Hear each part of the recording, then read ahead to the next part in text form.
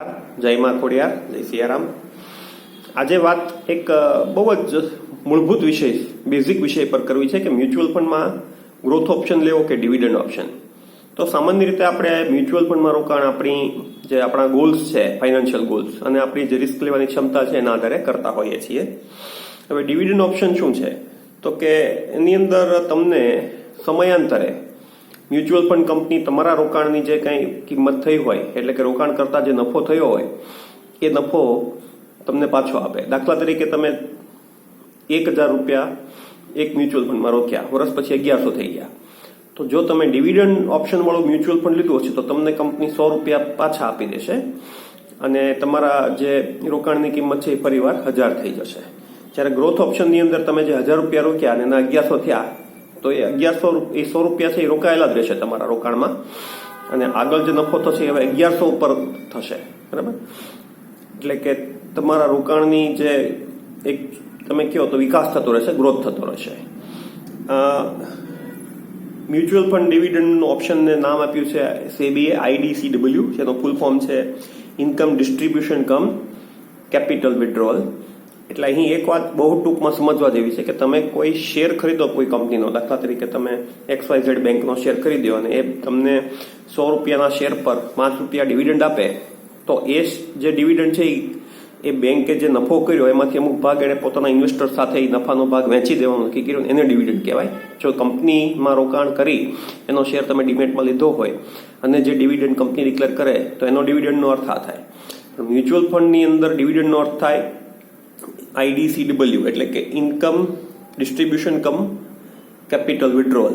એટલે કે તમે જો 1000 રૂપિયા માનો કે મ્યુચ્યુઅલ ફંડમાં રોક્યા હોય કોઈ સ્કીમમાં અને 1100 થાય અને કંપની તમને જો 100 રૂપિયા પાછા આપે, તો તમારી જે રોકાણની કિંમત છે એ ફરીવાર 1000 થશે અને તમારી NAV પણ એટલી મ્યુચ્યુઅલ ફંડની નીચે આવશે.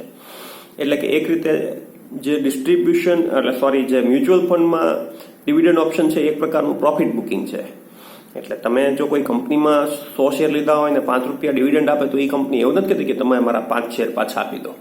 જ્યારે અહીં તો તમારા યુનિટની NAV ઘટી જાય છે, એટલે કે તમારા જ રોકાણમાંથી તમને પૈસા પાછા આપવામાં આવે છે.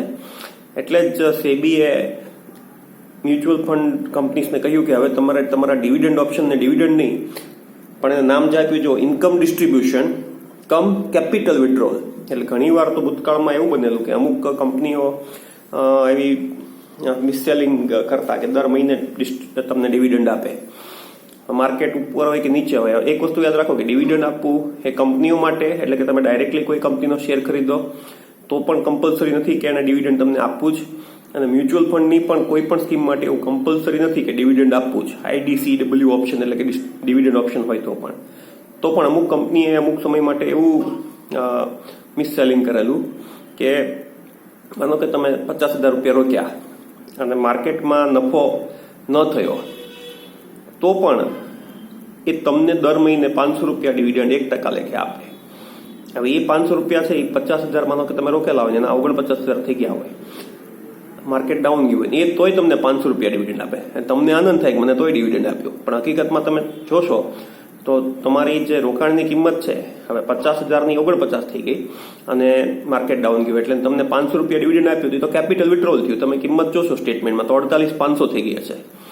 એટલે મ્યુચ્યુઅલ ફંડમાંથી ડિવિડન્ડ લેવું એ સામાન્ય રીતે બહુ સારો ઓપ્શન નથી. છતાં પણ જો તમારે મંથલી ઇન્કમની જરૂર હોય કે તમારે એવું હોય કે રોકાણ કર્યા પછી તરત જ મંથલી ઇન્કમ શરૂ કરી દેવી હોય તો તમે મ્યુચ્યુઅલ ફંડમાં ડિવિડન્ડ ઓપ્શન લઈ શકો. સામાન્ય રીતે તમારે સિસ્ટમેટિક વિડ્રોલ પ્લાન, એટલે કે તમે 10 વર્ષ SIP કરો અને જે પૈસા તમારા જમા થાય એમાંથી દર મહિને અમુક પૈસા સિસ્ટમેટિકલી વિડ્રો કરો, એને SWP ઓપ્શન કહે છે અને એની જાણકારી બધા લોકોને હોય જ છે.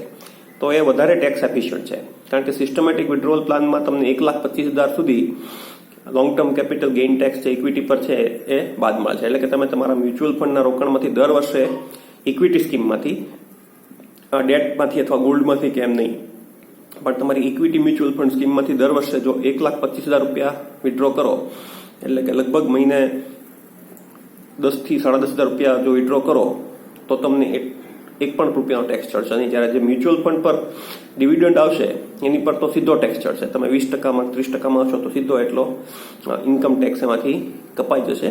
એટલે ટેક્સની દ્રષ્ટિએ પણ ડિવિડન્ડ ઓપ્શન એફિશિયન્ટ નથી.